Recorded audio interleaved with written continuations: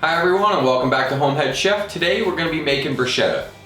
Bruschetta makes a great appetizer, or you can top it on some chicken to lighten up a dish. We're going to use some tomatoes and some onions and some fresh herbs, so let's step up to the cutting board and see what we need. For the bruschetta we are going to need 2 cups of diced tomato, some salt and pepper, half of a white onion, sweet, diced, about 5 to 6 leaves of fresh basil, and 2 teaspoons of minced garlic.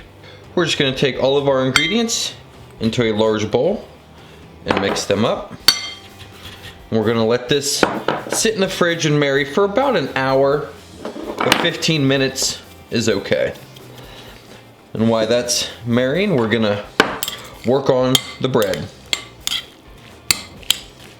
Now for our bread, we want to preheat the oven to 400 degrees. We're going to drizzle a little bit of olive oil on it, both sides.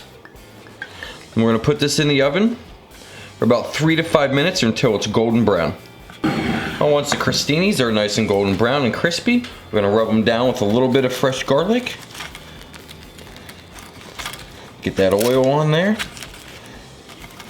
Now we're going to plate these up. Now to plate this up, we're going to place our crostinis on a little serving tray. We're going to take some of our bruschetta topping. We're going to place it in a nice even layer all the way across. Hit it with a little bit of shredded Parmesan cheese.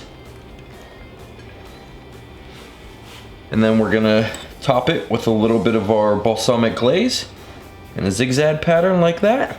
Doesn't that look nice? Now I'm going to finish these up and we're going to get a taste.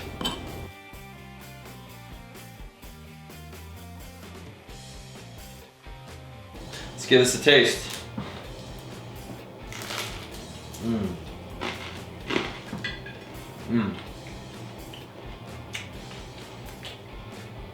The bread is nice and crispy. Tomatoes are seasoned perfectly. You get the basil, the parm, the balsamic glaze sweetens it up a little bit. This is really good. It's one of my favorite appetizers. Oh, excuse me. If you enjoyed this recipe, go ahead and hit the thumbs up button. If you like what we're doing, you can also check us out on Facebook at HomeHeadChef. Go ahead and subscribe to the channel so that way you don't miss a recipe. Thanks for stopping in. We'll see you next time.